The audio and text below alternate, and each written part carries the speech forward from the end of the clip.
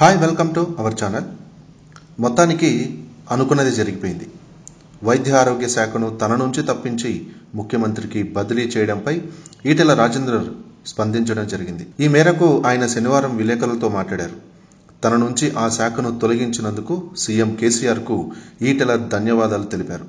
ప్రజలకు మెరుగైన సేవలు అందించాలనే ఉద్దేశంతోనే వైద్య ఆరోగ్య శాఖను సీఎం కేసీఆర్ తీసుకున్నారని మంత్రి ఈటెల చెప్పడం జరిగింది. తన వద్ద ఏ శాఖ లేకపోయినా కానీ ప్రజలకు సేవ చేస్తానని చెప్పని ఈటెల రాజేందర్ తేల్చి చెప్పారు. ఏ శాఖనైనా తీసుకునే అధికారం సీఎంకు ఉందని రాజేందర్ వెల్లడించారు. తెలంగాణ ఆరోగ్య మంత్రి ఈటెల రాజేందర్ భారీ భూ అక్రమాలకు పాల్పడ్డారంటూ ఆరోపణలు వస్తున్న వేళ స్థానికంగా పనిచేసిన అప్పటి ఉన్నతాధికారులు స్పందించడం జరిగింది. అప్పటి అధికారి అయినటువంటి ధర్మారెడ్డి స్పందిస్తూ అప్పట్లో మంత్రి తనను అజైన్ భూములను రెగ్యులరైజ్ చేయాలని చెప్పని కోరారని చెప్పి సంచలనం సృష్టించారు. ఇక అచ్చంపేట వద్ద మంత్రికి కోళ్ల ఫారాలు ఉన్నాయని వాటి కోసమే ఈ భూమిని రెగ్యులరైజ్ చేయాలని చెప్పని కోరాడని ధర్మారెడ్డి వెల్లడించారు. అయితే కలెక్టర్ స్థాయిలో అజైన్ భూములను రెగ్యులరైజ్ చేయడం సాధ్యమయ్యే పని కాదని తాను చెప్పానని చెప్పని ధర్మారెడ్డి తెలిపారు. ఇక మరో అధికారి అయినటువంటి అడిషనల్ కలెక్టర్ నగేష్ మాట్లాడుతూ అక్కడ 25 ఎకరాల భూమిని ఇవ్వాలని తనను మంత్రి ఈటెల రాజేందర్ సంప్రదించినట్లుగా చెప్పుకొచ్చారు. ఇక మరో అధికారి అయినటువంటి అడిషనల్ కలెక్టర్ నగేష్ మాట్లాడుతూ అక్కడ ఉన్నటువంటి 25 ఎకరాల భూమిని ఇవ్వాలని తనను మంత్రి ఈటెల రాజేందర్ సంప్రదించినట్లుగా చెప్పుకొచ్చారు. తాను వెళ్లి ఆ భూములను పరిశీలించానని చెప్పని కూడా చెప్పారు. నిబంధనలకు విరుద్ధంగా ప్రైవేటు వ్యక్తులకు అజైన్ భూములు ఇవ్వడం కుదరదని చెప్పని తాను చెప్పానని గుర్తు చేశారు. అలాగే ప్రస్తుతం ఈ భూమి ఈటెల ఆధీనంలోనే ఉందని కూడా ఆయన వివరించడం జరిగింది. ఇదిలా ఉంటే మంత్రి ఈటెల భూ కబ్జాలకు పాల్పడినట్లు పలువురు రైతులు ఆరోపించారు.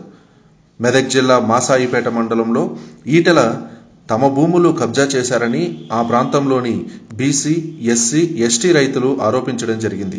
అచ్చంపేట, హకీంపేట ప్రాంతంలో సుమారు 100 ఎకరాల భూమిని ఈటెల కబ్జా చేశారని తెలిపారు. మంత్రి అనుచరులు రాత్రికి రాత్రి తమ స్థలం నుంచి రోడ్లు వేశారని చెప్పని రైతులు ఆందోళన కూడా చేయడం జరిగింది.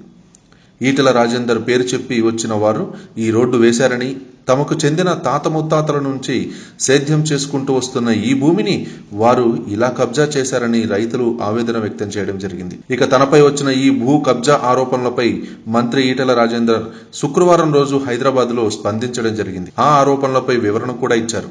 పౌల్ట్రీకి ల్యాండ్ ఎక్కువగా కావాలని, విస్తరణ కోసం పరిశ్రమల శాఖకు అప్పట్లో లేఖ కూడా రాశారని కూడా వివరించారు. కెనరా బ్యాంకు ద్వారా తన పరిశ్రమల విస్తరణ కోసం 100 కోట్ల రుణం తీసుకున్నట్లుగా వివరించారు.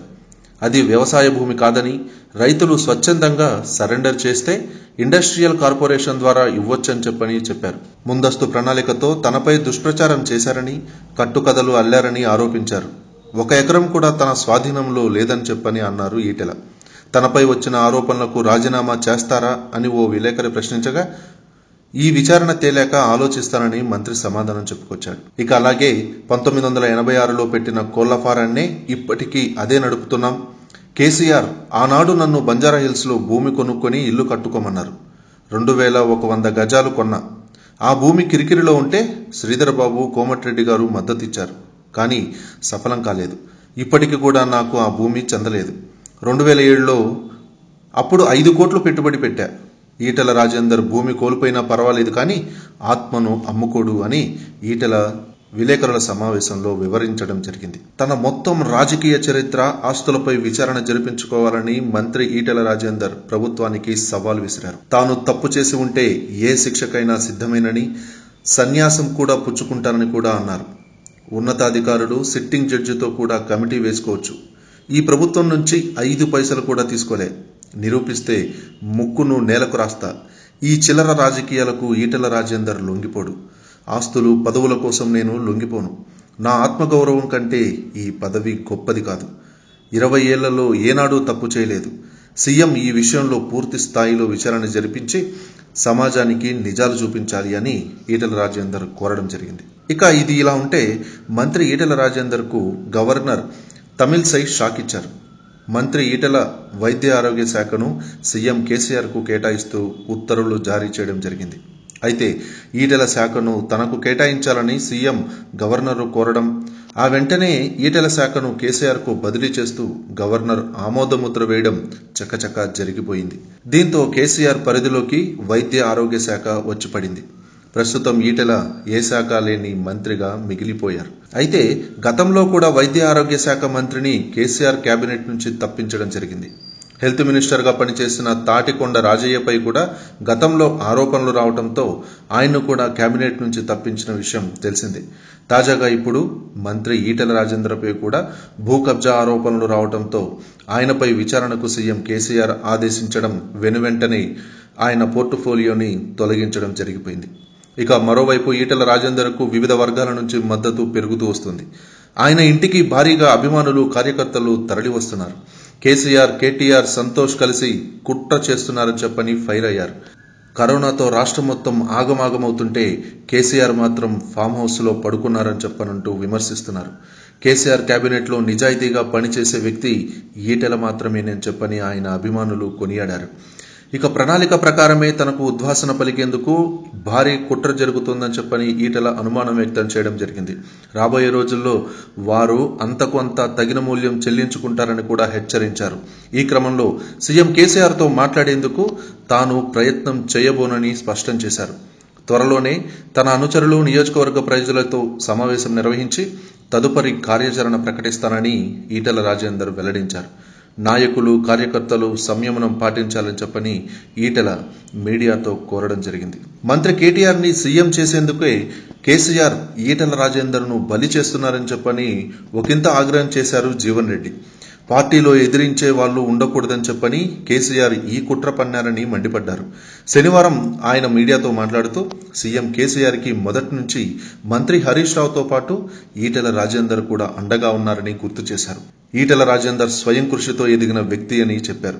కేసీఆర్ గురించి జీవన్ రెడ్డి మాట్లాడుతూ ఎర్రవల్లిలో ఫామ్ హౌస్ కోసం కేసీఆర్ భూములు గుంజుకోలేదా అని ప్రశ్నించారు. ధరణి పోర్టల్లో ముఖ్యమంత్రికి సంబంధించిన భూములు కనిపించవని జీవన్ రెడ్డి తెలిపారు. ధరణి పోర్టులో ముఖ్యమంత్రికి సంబంధించిన భూములు కనిపించవని జీవన్ రెడ్డి తెలిపారు. అసలైన విచారణ కేసీఆర్ కుటుంబంపై జరగాలని జీవన్ రెడ్డి డిమాండ్ చేయడం జరిగింది. కేటీఆర్, సంతోష్ ఆస్తుల మీద కూడా విచారణ జరిపించాలని డిమాండ్ చేశారు. దమ్ముంటే వీరిపై ఎంక్వైరీ వేయాలి. జన్వాడలోని కేటీఆర్ ఫామ్ హౌస్ భూములపై కూడా విచారణ చేయాలని జీవన్ రెడ్డి డిమాండ్ చేశారు. మంత్రి మల్లారెడ్డి భూదందాలపై దమ్ముంటే విచారణ చేయాలన్నారు. ఎమ్మెల్యే ముత్తిరెడ్డి చెరువులు కబ్జా చేస్తే పట్టించుకోవడం లేదని జీవన్ రెడ్డి ఆగ్రహం వ్యక్తం చేశారు. ప్రభుత్వ భూమి పట్టాగా మార్పు జరగటానికి అవకాశం లేదన్నారు. సెంటు భూమి కూడా ఆక్రమించిన విచారణకి సిద్ధమని ఈటెల బహిరంగంగా చెప్పారని కూడా అన్నారు.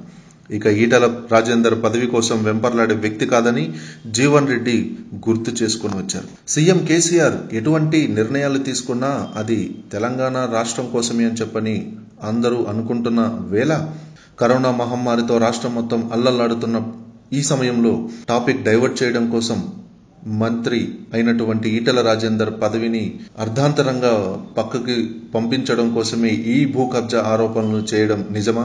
ఇందులో ఉన్నటువంటి వాస్తవం ఎంత? నిజాలు ఏంటి? అసలు ఈ టైంలో ఇలాంటి డెసిషన్ తీసుకోవాల్సినటువంటి అవసరం ఏంటి? అది కూడా ఇంత ఫాస్ట్గా మూవ్మెంట్ అవ్వాల్సినటువంటి అవసరం ఏంటి? ఇవన్నీ రాబోయే కొద్ది రోజుల్లో ఏం జరుగుతుందో మనకు ఇంకా క్లియర్గా తెలుస్తుంది. ఏది ఏమైనా సరే ఈటెల రాజేందర్ యొక్క పోర్ట్ఫోలియో ఇమీడియట్ గా చేంజ్ అవ్వడం, అది సీఎం కేసీఆర్ ఖాతాలోకి వెళ్లిపోవడం జరిగింది. ఇంతటి అవమానాన్ని ఎదుర్కొన్నటువంటి ఈటెల రాజేందర్ రాబోయే రోజుల్లో ఎటువంటి నిర్ణయాలు తీసుకుంటాడు? తెలంగాణ పార్టీ కోసం ముందు నుంచి ఉద్యమంలో పాల్గొన్నటువంటి ఈయన ఇప్పుడు టీఆర్ఎస్ పార్టీలో కొనసాగుతారా, లేదా కొత్త పార్టీ పెట్టే ఆలోచన ఏమైనా ఉందా? ఇదే టీఆర్ఎస్ పార్టీలో కేసీఆర్ పరిపాలనకు వ్యతిరేకంగా ఉన్నటువంటి వాళ్ళందరినీ ఏకం చేసి ఒక కొత్త పార్టీ పెడతారా, లేదు ఆల్రెడీ ఉన్నటువంటి బీజేపీలోకో లేదంటే కాంగ్రెస్లోకో వెళ్లి టీఆర్ఎస్ పతనానికి అతను కూడా ఒక మొదటి మెట్టుగా నిలుస్తాడా? చూద్దాం రాబోయే రోజుల్లో ఏం జరుగుతుందో.